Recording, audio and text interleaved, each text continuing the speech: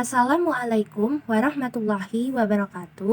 Kami yang beranggotakan 3 orang, yaitu yang pertama Erliana Wulan PS 933424318, yang kedua Rindi Antika Aprilia 933405418, lalu yang terakhir Soraya Nurkina Fitria 933405218. Hari ini mata kuliah kita Psikologi Kepribadian yang diampu oleh Bapak dosen Nur Aziz Afandi, MSI. Oke, hari ini kita akan membahas mengenai teori psikologi sosial Sullivan, lalu kita akan membahas mengenai kasusnya, dan yang terakhir kita akan membahas mengenai analisis dari kasus tersebut. Oke teman-teman, jangan lupa disimak ya penjelasan dari kelompok kami.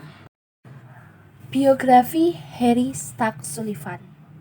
Sullivan lahir di sebuah kota peternakan di Norwich, New York pada 21 Februari 1982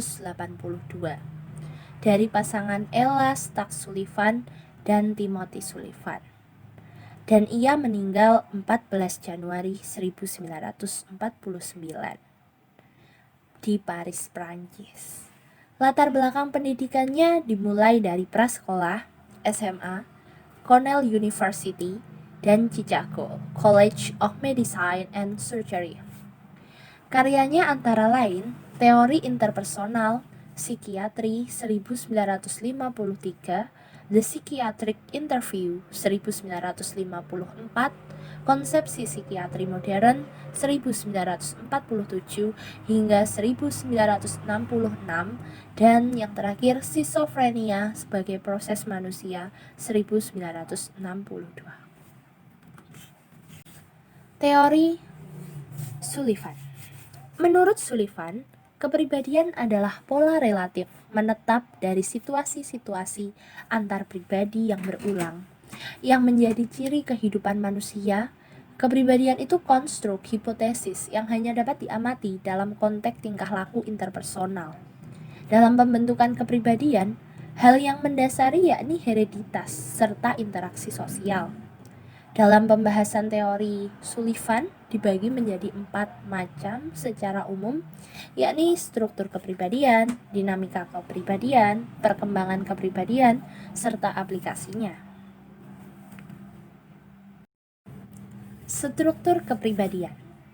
Ada beberapa aspek kepribadian yang menurutnya bisa stabil dalam waktu yang lama, yakni dinamisme, personifikasi, sistem soft, dan proses kognitif.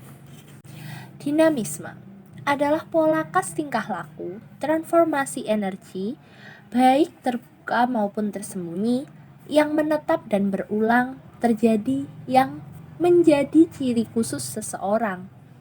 Dinamisme yang melayani kebutuhan kepuasan organisme melibatkan bagian tubuh, yakni alat reseptor, efektor, dan sistem saraf.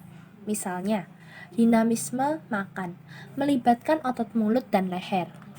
Personifikasi, personification. Personifikasi adalah suatu gambaran mengenai diri atau orang lain yang dibangun berdasarkan pengalaman yang menimbulkan kepuasan atau kecemasan. Hubungan yang memberi kepuasan akan membangkitkan image positif. Sebaliknya, jika melibatkan kecemasan, akan membangkitkan image yang negatif.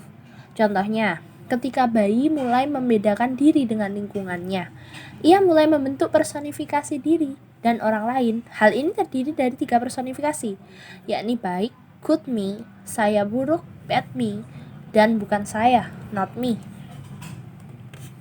Sistem soft system adalah pola tingkah laku yang konsisten yang mempertahankan keamanan interpersonal dengan menghindari atau mengecilkan kecemasan.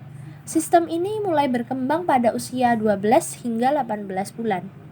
Usia ketika anak mulai belajar tingkah laku, mana yang berhubungan meningkatkan atau menurunkan kecemasan. Dalam hal ini terdiri dari 3 jenis sistem keamanan yang dipakai sejak usia bayi, yakni disosiasi, inatensi, dan apati.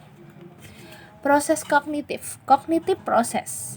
Menurut Sullivan, proses atau pengalaman kognitif dapat dikelompokkan menjadi 3 macam, yakni proto Eksprototasis, rangkaian pengalaman yang terpisah-pisah yang dialami pada masa bayi. Parataksis, pengenalan persamaan dan perbedaan peristiwa pada bayi. Hal ini disebut juga pengalaman asosiasi. Lalu yang terakhir, sintaksis, pemikiran secara logis dan realistik. Hal ini mulai mendominasi sejak usia 4 hingga 10 tahun. Dinamika kepribadian. Sullivan memandang kehidupan manusia sebagai sistem energi, yang perhatian utamanya adalah bagaimana menghilangkan tegangan yang ditimbulkan oleh keinginan dan kecemasan. Tegangan, tension, merupakan potensi untuk bertingkah laku yang disadari atau tidak disadari. Terdiri dari dua sumber tegangan, yaitu kebutuhan, need. Kebutuhan yang pertama muncul adalah tegangan yang timbul akibat ketidakseimbangan biologis dalam diri individu. Kebutuhan ini dipuaskan dengan mengembalikan keseimbangan. Yang kedua, kecemasan, anxiety. Menurut Sullivan, kecemasan merupakan pengaruh pendidikan terbesar sepanjang hayat. Tension, karena kecemasan ini unik, berbeda dengan tension lain dalam hal kecenderungannya untuk bertahan tetap dalam kecemasan dengan segala kerusakan yang diakibatkannya. Transformasi energi, energy transformation. Tegangan yang ditransformasikan tingkah laku, baik tingkah laku yang terbuka maupun tertutup, disebut transformasi energi. Tingkah laku yang ditransformasi itu meliputi gerakan yang kasat mata dan kegiatan mental seperti perasaan, pikiran, persepsi, dan ingatan. C. Tahap perkembangan kepribadian. Dalam tahap perkembangan kepribadian, Sullivan membagi usia manusia menjadi 7 tahap perkembangan. Dalam setiap tahapan mempunyai sumbangsih penting dalam membentuk kepribadian. Perubahan kepribadian dapat terjadi kapan saja, tetapi yang paling sering terjadi pada masa transisi dari tahap ke tahap berikutnya, yaitu ada 7. Ketujuh tahapan itu yakni bayi, infansi, lahir hingga bisa berbicara sekitar usia 0 hingga 18 bulan. 7 ciri penting masa perkembangan ini menurut Sullivan yaitu yang pertama, timbulnya dinamisme apati, pertahanan tidur, disosiasi, dan inatensi.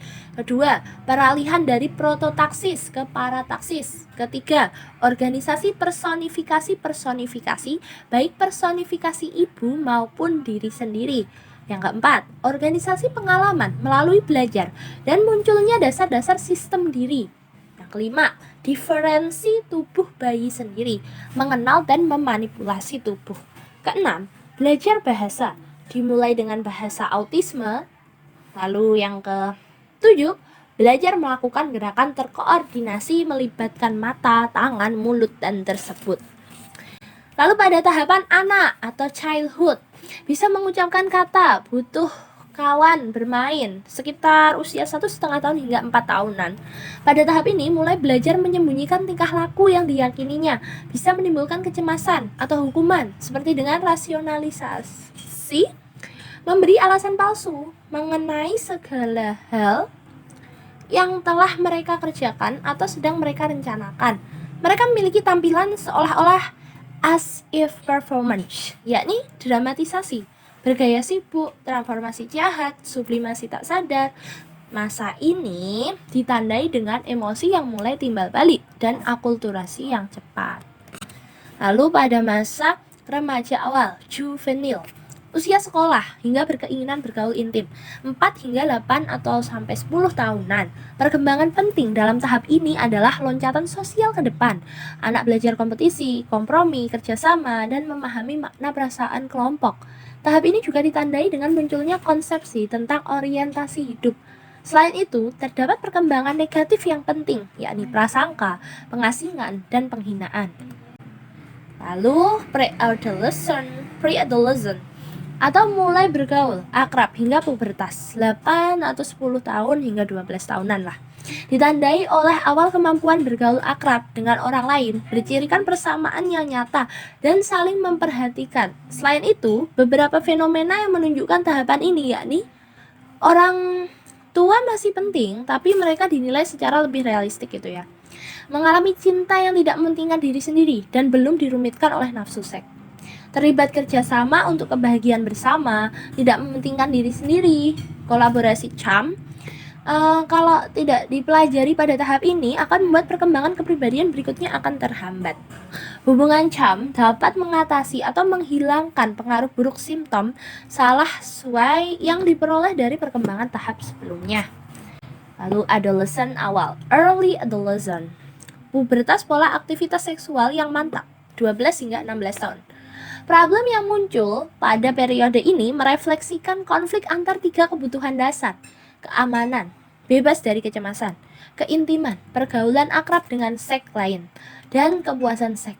Sullivan berpendapat bahwa adolescent awal adalah titik balik dalam perkembangan kepribadian. Orang harus dapat mengatasi kebutuhan intimasi dan dorongan seksual tanpa terganggu rasa amannya. Lalu yang terakhir, adolescent akhir, late adolescent. Kemantapan seks tanggung jawab sosial sekitar usia 16 hingga awal 20-an ya. Lalu selama periode ini pengalaman semakin banyak terjadi pada tingkat berpikir sintaksis. Tahap ini ditandai dengan pemantapan hubungan cinta dengan satu pasangan. Tapi menurut Sullivan, perkembangan luar biasa tinggi dalam hubungan cinta dengan orang lain bukan tujuan utama kehidupan, namun sekedar sumber utama kepuasan hidup. Pencapaian akhir tahap ini adalah self-respect yang menjadi syarat untuk menghargai orang lain. Lalu kemasakan atau maturity, orang dewasa hendaknya sudah belajar memuaskan kebutuhan-kebutuhan yang penting, bekerja sama dan berkompetensi dengan orang lain, mempertahankan hubungan dengan orang lain, dan memberi kepuasan intimasi dan seksual, dan berfungsi secara efektif di masyarakat tempat dia berada. D. Aplikasi. Gangguan mental. Menurut Sullivan, semua gangguan mental berasal dari cacat hubungan interpersonal dan hanya dapat dipahami melalui referensi lingkungan sosial orang itu. Sullivan banyak menangani skizofrenia, yang dia bedakan menjadi dua, skizofrenia yang menunjukkan simptom organik dan skizofrenia yang disebabkan faktor sosial. Lalu penanganannya menggunakan psikoterapi. Teori Sullivan menunjuk pada kesulitan hubungan interpersonal sebagai penyebab gangguan mental, sehingga prosedur terapinya berpusat pada usaha untuk memperbaiki hubungan interrelasi pasien, sehingga umumnya terapi model Sullivan mula-mula berusaha untuk mengungkap kesulitan klien dalam berhubungan dengan orang lain dan berusaha untuk mengganti motivasi disjunktif berpisah dengan motivasi konjungtif bergabung. Lalu kita lihat dari sebuah contoh kasus. Ini secara singkat aja ya. Lengkapnya ada di makalah, oke? Kasus diambil dari berita inilah.com yang berjudul Rebutan Cowok Siswi SMP Digebuki 6 Teman Cewek. Berikut ceritanya. Kasus pengeroyokan yang bermotif rebutan pacar ini terjadi di Blitar pada seorang siswi SMP yang bernama SH, oke?